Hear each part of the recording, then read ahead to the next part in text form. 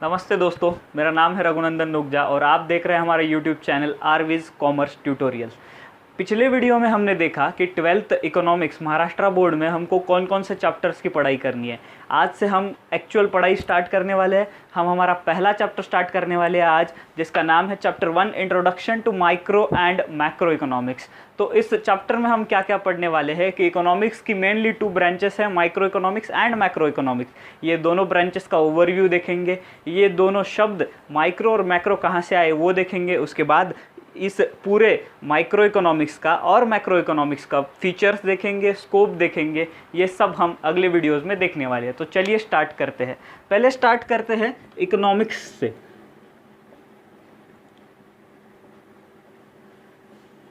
History में क्या हुआ करता था कि इकोनॉमिक्स ये एक ही सब्जेक्ट था। मतलब जब भी पीपल स्टडी करते थे इकोनॉमिक्स का तो सिर्फ इकोनॉमिक्स पूरे इकोनॉमिक्स की साथ में स्टडी करते थे। बट उसके बाद एक नॉर्वे के इकोनॉमिस्ट थे रैग्नर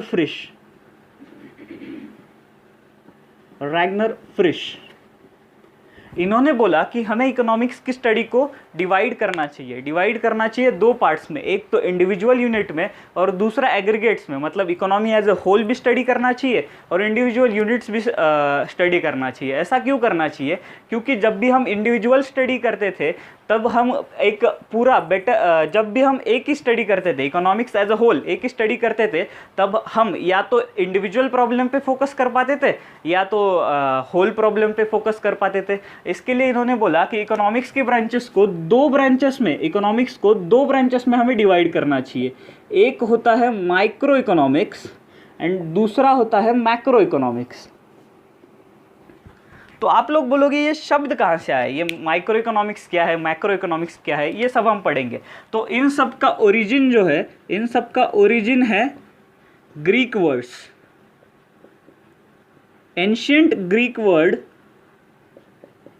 माइक्रोस से माइक्रो बना और एंशिएंट ग्रीक वर्ड मैक्रोस से मैक्रो बना। इस ग्रीक वर्ड्स का मीनिंग क्या होता है हम लोग देख लेते हैं। माइक्रोस का मीनिंग है स्मॉल और millionth part.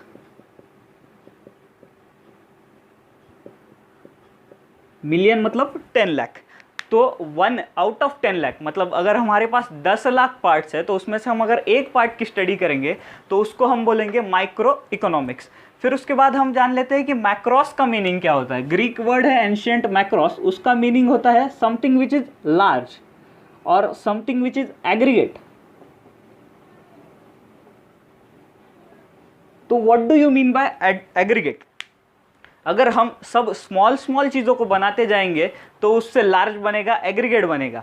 That is macro economics. उसमें हम स्टडी करेंगे कि पूरे इकोनॉमी की स्टडी करेंगे हम मैक्रो इकोनॉमिक्स में। इसके लिए हमने देखा अभी कि इकोनॉमिक्स की 2 ब्रांचेस हैं, micro economics and macro economics. Micro का मीनिंग होता है स्मॉल या मिलियंथ पार्ट, मैक्रो का मीनिंग होता है लार्ज और एग्रीगेट पार्ट। इसके लिए जब भी हम इकोनॉमिक्स की स्टडी करेंगे तो इस 2 ब्रांचेस में करेंगे। माइक्रो इकोनॉमिक्स मतलब हम स्मॉल इकोनॉमी को स्टडी करेंगे, एक इंडिविजुअल को स्टडी करेंगे, उसके बिहेवियर को स्टडी करेंगे।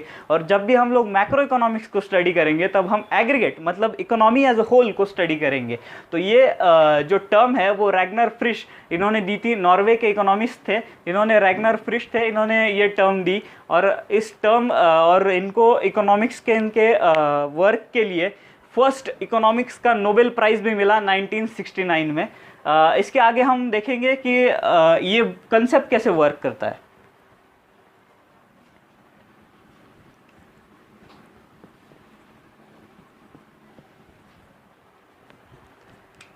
मान लीजिए दोस्तों कि ये इंडिया की इकोनॉमी है,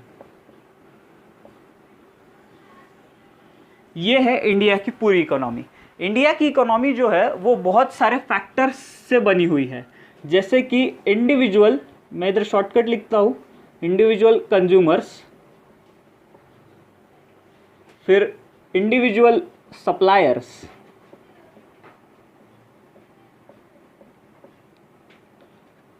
फिर है इंडिविजुअल प्रोड्यूसर्स,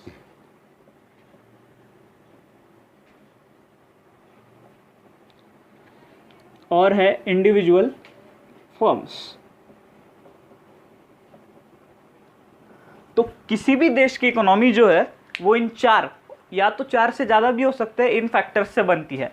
तो जब भी कभी हम इंडिया की इकोनॉमी एज अ होल देखेंगे तो वो किससे बनी होगी, तो वो बहुत सारे इंडिविजुअल कंज्यूमर से बनी होगी, बहुत सारे इंडिविजुअल सप्लायर्स से बनी होगी, बहुत सारे इंडिविजुअल प्रोड्यूसर्स से बनी होगी और बहुत सारे इंडिविजुअल फर्म्स से बनी होगी। इंडिविजुअल कस्टमर्स क्या करते हैं, कंज्यूमर्स क्या करते हैं, कस्टमर्स क्या करते हैं, तो वो अर्न करते हैं। अर्न करते हैं मतलब वो क्या करते हैं, इनकम कमाते हैं, वो सेव करते हैं और उसी सेव किए हुए पैसे को वो लोग इन्वेस्ट भी करते हैं। तो हमने देखा कि इंडिविजुअल कंज्यूमर्स के फंक्शंस क्या है, वो देखते हैं, वो इनकम कमाते हैं, उसकी सेविंग करते हैं, उसका इन्वेस्टमेंट करते हैं। तो जब भी हम इकोनॉमिक्स में ये स्टडी करेंगे कि एक इंडिविजुअल कंज्यूमर की इनकम क्या होगी, उसकी सेविंग्स क्या होगी, उसकी इन्वेस्टमेंट क्या होगी, तो हम पढ़ रहे हैं माइक्रो इकोनॉमिक्स, मतलब स्मॉल पार्ट। और जब भी हम लोग इंडिया की इकोनॉमी एज अ होल, उसमें हम लोग पढ़ रहे हैं टोटल इनकम। टोटल इनकम मतलब इंडिया की टोटल इनकम मतलब हुई नेशनल इनकम। तो जब भी हम नेशनल इनकम पढ़ रहे हैं तो हम पढ़ रहे हैं मैक्रो इकोनॉमिक्स, क्योंकि हम पूरे इंडिया की, पूरे इकोनॉमी की इनकम पढ़ रहे हैं, इसके लिए उसको बोलते हैं मैक्रो इकोनॉमिक्स। फिर उसके बाद हम लोग पढ़ेंगे टोटल सेविंग्स, मतलब इंडिया की इकोनॉमी में कितनी पूरी टोटल सेविंग्स है, या फिर टोटल एक्सपेंडिचर, या फिर टोटल इन्वेस्टमेंट्स।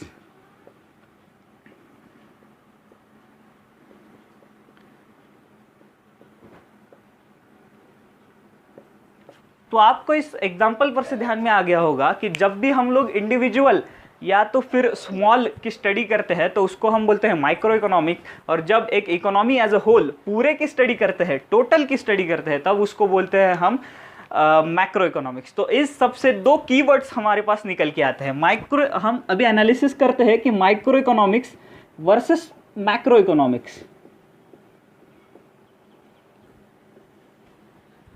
तो जब भी हम माइक्रो का टर्म यूज करते हैं तब micro refers to individual versus macro refers to aggregates. तो इन सब इंडिविजुअल्स को मिला के जो एग्रीगेट बनेगा उसकी स्टडी हम करेंगे मैक्रो इकोनॉमिक्स के लिए।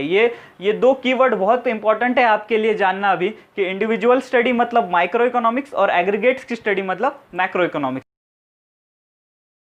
तो हमने देखा कि माइक्रो इकोनॉमिक्स और मैक्रो इकोनॉमिक्स का मीनिंग क्या होता है। अभी हम देख लेते हैं इसकी हिस्ट्री।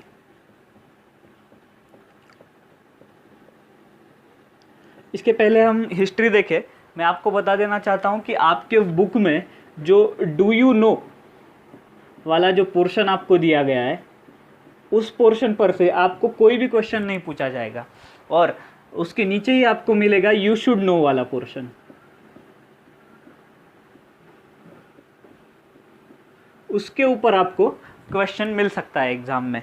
तो आप क्या करिएगा, डू यू नो वाला पोर्शन जो है वो आपको रीड करना है, बट इतना केयरफुली रीड नहीं किया तो भी चलेगा, बट यू शुड नो वाला पोर्शन आपको केयरफुली रीड करना है, क्योंकि उसमें से एग्जाम में क्वेश्चन आ सकता है। तो अभी हम चालू करते हैं हिस्ट्री माइक्रो इकोनॉमिक्स और मैक्रो इकोनॉमिक्स का। तो सबसे पहले ये टर्म, जब दुनिया में माइक्रो इकोनॉमिक्स और मैक्रो इकोनॉमिक्स ऐसी कोई ब्रांचेस थी ही नहीं, तब सबका जो स्टडी है वो एग्रीगेट में किया जाता था। एग्रीगेट में किया जाता था मतलब एक ही किया जाता, इकोनॉमिक्स एज अ होल एक ही स्टडी किया जाता था। तो जो भी हमारे क्लासिकल इकोनॉमिस्ट है, क्लासिकल इकोनॉमिस्ट मतलब कौन है, फादर ऑफ इकोनॉमिक्स। आपने 11th में पढ़ा होगा फादर ऑफ इकोनॉमिक्स कौन है, एडम स्मिथ।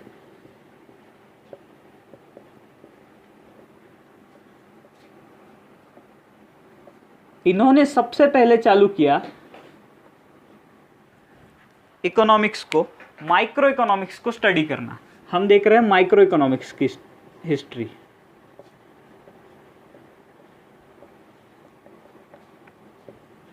इन्होंने जब भी अपने बुक पब्लिश किए तो इन्होंने किस पे फोकस रखा, तो एक इंडिविजुअल पे फोकस रखा। एक इंडिविजुअल का वेलफेयर कैसे हो सकता है, उसने सेविंग कैसे करना चाहिए, फिर इंडिविजुअल को ध्यान में रखते हुए पूरे पॉलिसीज कैसे बनने चाहिए, ये इन्होंने बताया father of economics Adam Smith ने। उसके बाद आए प्रोफेसर अल्फ्रेड मार्शल।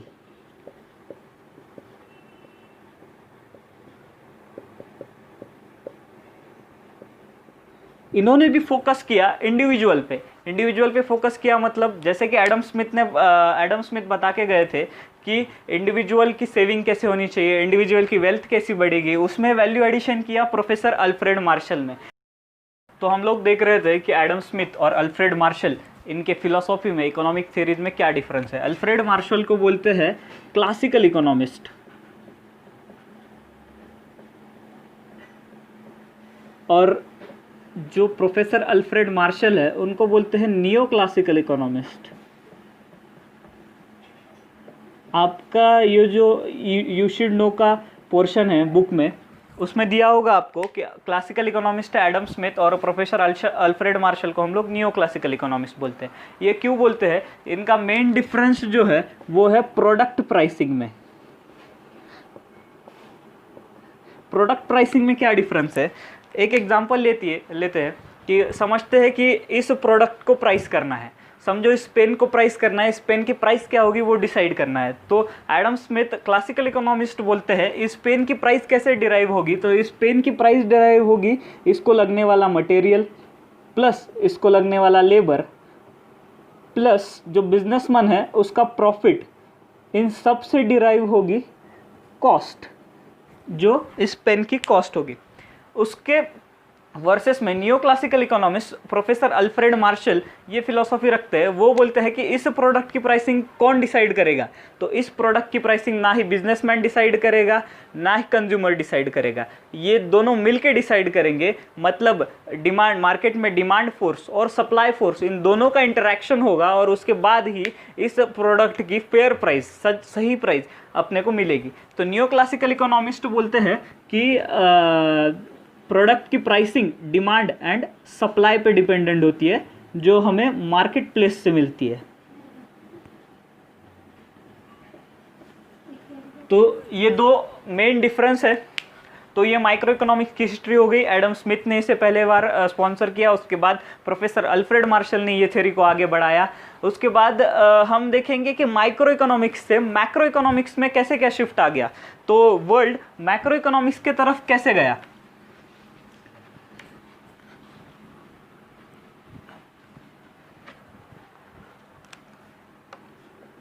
अब हम देख रहे हैं मैक्रो इकोनॉमिक्स की हिस्ट्री। आपको मालूम होगा कि 1929 और 1930s में दुनिया में द ग्रेट डिप्रेशन आया। द ग्रेट डिप्रेशन और रिसेशन भी बोल सकते हैं आप।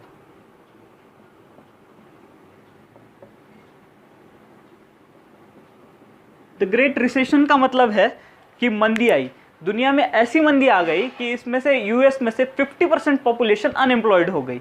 तो इस ग्रेट डिप्रेशन का जो आंसर था वो हमारे जो पहले के इकोनॉमिस्ट थे, जो माइक्रो इकोनॉमिक स्टडी करते थे, जो इंडिविजुअल इकोनॉमी की स्टडी करते थे, उनके पास नहीं था, क्योंकि उन्होंने कभी इकोनॉमी एज अ होल को पूरा स्टडी ही नहीं किया। इसके लिए वो जो अनएम्प्लॉयमेंट होती गई, पॉवर्टी होती गई, इन सब का आंसर उनके पास नहीं था। तो इसके जब ये आंसर माइक्रो इकोनॉमिक्स से नहीं मिला लोगों को, तो मैक्रो इकोनॉमिक्स का राइज हुआ। मैक्रो इकोनॉमिक्स का राइज जो है वो उसका श्रेय जाता है लॉर्ड जॉन मेनार्ड केन्स को।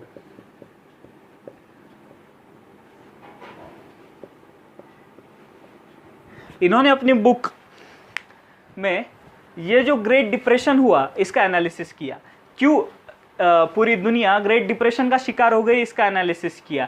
इन्होंने बोला कि हम लोग माइक्रो इकोनॉमिक्स में ज़्यादा फोकस कर रहे थे, बजाय कि हम मैक्रो इकोनॉमिक्स में अगर फोकस करते, हम अगर कंट्री की नेशनल इनकम पे फोकस करते, टोटल एम्प्लॉयमेंट पे फोकस करते, पॉवर्टी लेवल पे फोकस करते, तो शायद हम ग्रेट डिप्रेशन या रिसेशन को टाल सकते थे। तो ये मेन डिफरेंस था हमारे पास। हिस्ट्री में हमने देखा कि मैक्रो इकोनॉमिक्स जो है वो माइक्रो इकोनॉमिक्स जो है वो पहले से चलता आ रहा था। मैक्रो इकोनॉमिक्स में शिफ्ट दुनिया ने कब लिया माइक्रो इकोनॉमिक्स से मैक्रो इकोनॉमिक्स में? जब 1929-1930 में ग्रेट डिप्रेशन आया या तो फिर ग्रेट रिसेशन आया दुनिया में। उसके बाद लॉर्ड जॉन मेनार्ड केन्स को इसका श्रेय जाता है कि उन्होंने ये फिलॉसफी को बदला, माइक्रो इकोनॉमिक्स से मैक्रो इकोनॉमिक्स अप्रोच लोगों ने लिया, और उसके बाद माइक्रो इकोनॉमिक्स और मैक्रो इकोनॉमिक्स ये दो स्टडीज जो है वो पॉपुलर हुई। अभी हम देखेंगे कि इसके आगे हमारे बुक में क्या लिखा है।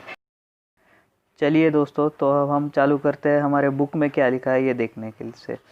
पहला चैप्टर है हमारे बुक में introduction to micro and macro economics. तो उसमें क्या लिखा है हम आगे देखते हैं। पहले तो हमें इंट्रोडक्शन दिया गया है माइक्रो और मैक्रो इकोनॉमिक्स का। Micro and macro economics are two main branches of the modern economics. जैसा मैंने आपको पढ़ाया था, ये दो माइक्रो एंड मैक्रो इकोनॉमिक्स जो है मॉडर्न इकोनॉमिक्स की दो मेन ब्रांचेस है। फिर जो वर्ड माइक्रो है वो डिराइव किया गया है ग्रीक वर्ड माइक्रोस से, जिसका मीनिंग होता है स्मॉल या मिलियंथ पार्ट। और जो वर्ड मैक्रो है वो डिराइव किया गया है अनदर ग्रीक वर्ड मैक्रोस से, जिसका मीनिंग होता है लार्ज। और ये जो टर्म या फिर मैक्रो और माइक्रो इकोनॉमिक्स, ये जो टर्म थी वो कॉइन की गई थी, वो सबसे पहले बोली गई थी एक इकोनॉमिस्ट थे रैगनर फ्रिश, इन्होंने। ठीक है, हम आगे देखते हैं आगे क्या लिखा है। आगे जाने से पहले आपको बता दूं कि आपके पोर्शन में ये जो डू यू नो वाला पोर्शन है टेक्स्ट बुक में, उसकी पढ़ाई आपको नहीं करनी है, क्योंकि वो आपके एग्ज़ाम में नहीं आने वाला है। बट आपके बुक में ये जो यू शुड नो वाला पोर्शन है वो आपको बहुत अच्छे से पढ़ना है, क्योंकि इस पे आपको एग्ज़ाम में क्वेश्चन पूछा जा सकता है। तो अभी हम स्टार्ट करते हैं माइक्रो इकोनॉमिक्स और मैक्रो इकोनॉमिक्स के मीनिंग के साथ। पहले हम जाते हैं मीनिंग ऑफ माइक्रो इकोनॉमिक्स पे। तो माइक्रो बुक में क्या लिखा है देखते हैं। माइक्रो मीन्स स्मॉल और small part of the thing. Micro economics that deals with the small part of the national economy. मतलब जो भी हमारी नेशनल इकोनॉमी है उसका स्मॉलेस्ट पार्ट से डील कौन करता है, तो वो डील करता है micro economics. It studies the economic behaviour and the actions of the individual units as a individual customer, individual producer, firm, price and particular community. जैसे मैंने आपको इस लेक्चर में पहले बताया था कि एक इकोनॉमी है जो बहुत सारे इंडिविजुअल प्रोड्यूसर्स से, कंज्यूमर्स से, फर्म्स से बनती है। वो सभी इंडिविजुअल फर्म्स की हो गया, कंज्यूमर्स की हो गया, प्रोड्यूसर्स की अगर हम बिहेवियर का एनालाइज करते हैं, एक्शंस को एनालाइज करते हैं, उनको स्टडी करते हैं, तो उस स्टडी को हम बोलेंगे माइक्रो इकोनॉमिक्स। आगे चलते हैं हमारे बुक में, अगले पेज पे होगा मीनिंग ऑफ मैक्रो इकोनॉमिक्स। ये देखिए मीनिंग ऑफ मैक्रो इकोनॉमिक्स मैंने इधर खोल दिया है आपके सामने। Macro economics is the branch of economics which analyses the entire economy. जैसे हमने इस लेक्चर में पहले पढ़ा था कि अगर हम पूरे इकोनॉमी की स्टडी करते हैं तो उसे हम बोलेंगे मैक्रो इकोनॉमिक्स। ये कौन कौन से फैक्टर्स के साथ, कौन कौन से टर्म्स के साथ, सब्जेक्ट के साथ डील करता है वो देख लेते हैं। तो it deals with the total employment level, national income, national output, total investment, total consumption, total saving and general price level. इन सब के साथ डील करता है हमारा मैक्रो इकोनॉमिक्स।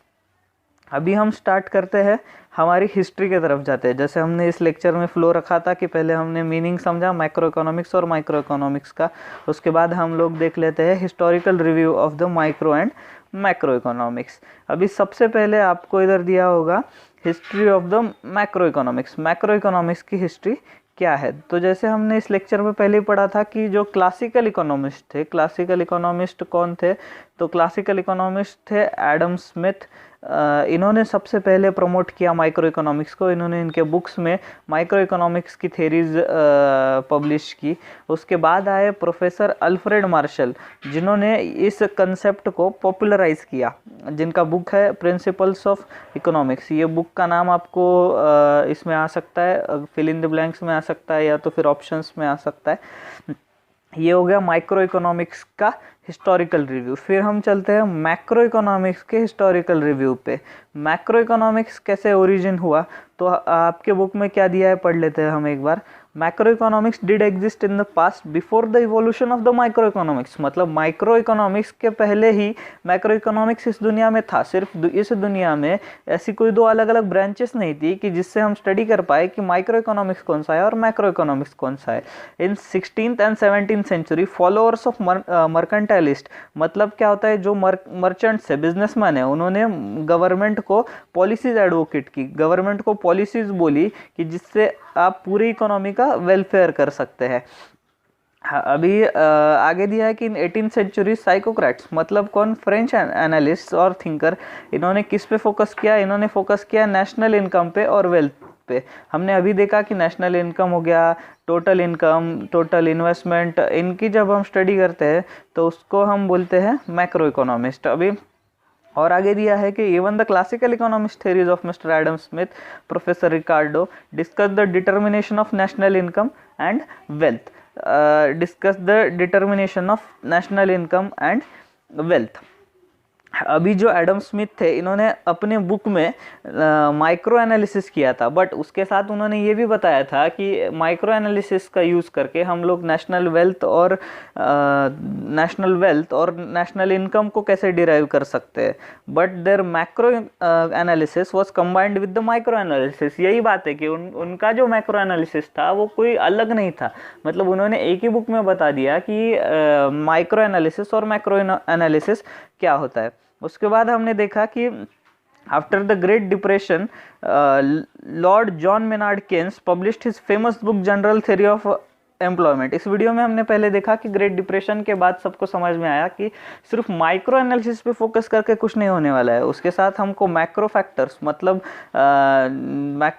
पे मतलब कि इकोनॉमी पे जो पूरा इम्पैक्ट करते हैं, एग्रीगेट्स पे इम्पैक्ट करते हैं, उस पर भी हमको ध्यान देना पड़ेगा। इसको किसने प्रमोट किया?